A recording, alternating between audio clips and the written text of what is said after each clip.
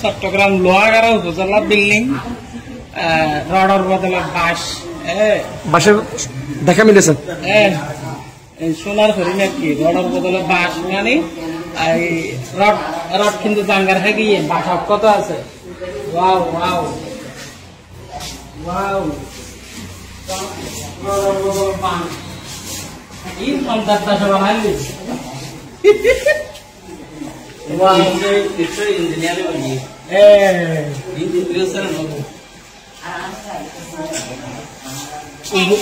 উপজেলা বিল্ডিং যদি এই ধরনের